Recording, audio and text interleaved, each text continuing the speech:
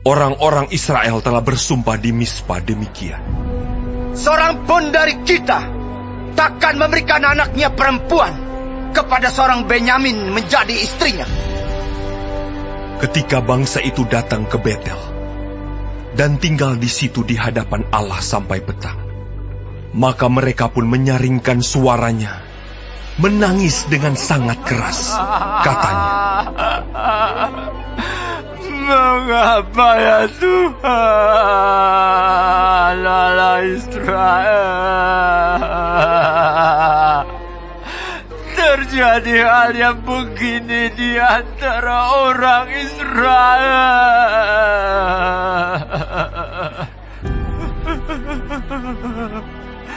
yakni bahwa hari ini satu suku dari antara orang Israel hilang." Keesokan harinya pagi-pagi, maka bangsa itu mendirikan mezbah di situ, lalu mempersembahkan korban bakaran dan korban keselamatan. Pada waktu itu, berkatalah orang-orang Israel, "Siapakah dari seluruh suku Israel yang tidak ikut datang dengan jemaah ini untuk menghadap Tuhan?" Sebab mereka telah bersumpah dengan sungguh-sungguh mengenai orang yang tidak datang menghadap Tuhan di Mispa. Demikian, pastilah ia dihukum mati. orang-orang Israel merasa kasihan terhadap suku Benyamin, saudaranya itu. Maka kata mereka, Hari ini ada satu suku terputus dari orang Israel. Apakah yang dapat kita lakukan kepada orang-orang yang tinggal itu dalam hal mencarikan istri?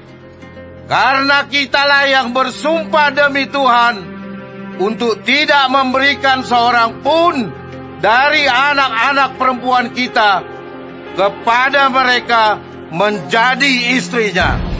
Sebab itu berkatalah mereka, Dari suku-suku Israel, adakah satu yang tidak datang menghadap Tuhan di Mispa? Lalu tampaklah bahwa dari Yabes Gilead tidak ada seorang pun yang datang ke perkemahan jemaah itu.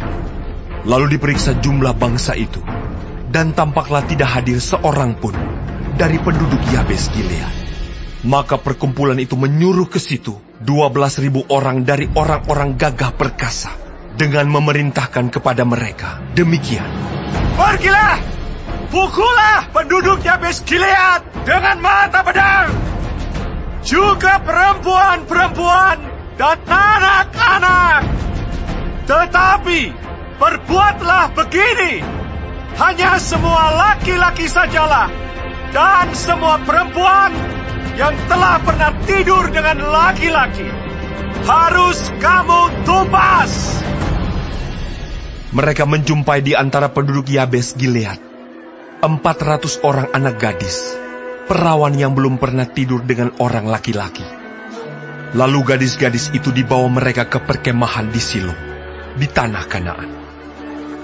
Sesudah itu segenap umat itu menyuruh orang membawa pesan kepada Bani Benyamin yang ada di bukit Batu Rimon, lalu memaklumkan damai kepada mereka.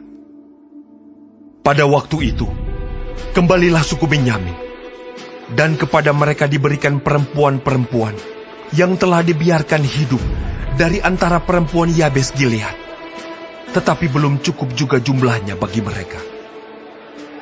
Maka bangsa itu merasa kasihan kepada suku Benyamin, karena Tuhan telah membuat keretakan di antara suku-suku Israel.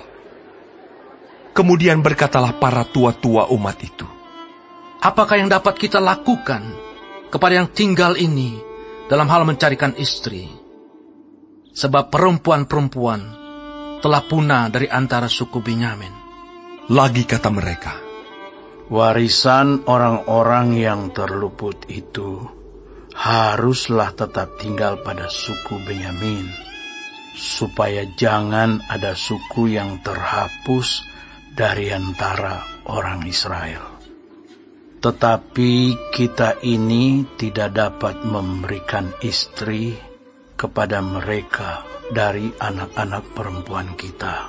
sebab orang-orang Israel telah bersumpah demikian. Terkutuklah orang yang memberikan istri kepada suku Benyamin. Lalu kata mereka pula, setiap tahun ada perayaan bagi Tuhan di Silo yang letaknya di sebelah utara Betel, di sebelah timur jalan raya yang menuju dari Betel ke Sikem, dan di sebelah selatan Lebona. Maka mereka berpesan kepada Bani Benyamin, demikian. Pergilah menghadang di kebun-kebun anggur. Perhatikanlah baik-baik. Maka apabila anak-anak perempuan Silo keluar untuk menari-nari, baiklah kamu keluar dari kebun-kebun anggur itu, dan masing-masing melarikan seorang dari anak-anak perempuan Silo itu, menjadi istrinya dan pergi ke tanah Benyamin. Apabila ayah atau saudaranya laki-laki datang untuk menuntutnya kepada kami, maka kami akan berkata kepada mereka, serahkanlah mereka itu kepada kami dengan rela hati. Sebab dalam pertempuran, kita tidak dapat menangkap seorang perempuan untuk menjadi istri mereka masing-masing. Memang kamu ini tidak memberikan anak-anak gadis itu kepada mereka. Sebab seandainya demikian, kamu bersalah. Jadi Bani Benyamin berbuat demikian. Dari gadis-gadis yang menari-nari yang dirampas itu, mereka mengambil perempuan. Jumlahnya sama dengan jumlah mereka. Kemudian pulanglah mereka ke milik pusakanya, lalu membangun kota-kotanya kembali, dan diam di sana. Pada waktu itu, pergilah orang Israel dari sana, masing-masing menurut suku dan kaumnya. Mereka masing-masing berangkat dari sana, ke milik pusakanya. Pada zaman itu, tidak ada raja di antara orang Israel. Setiap orang berbuat apa yang benar, menurut pandangannya sendiri.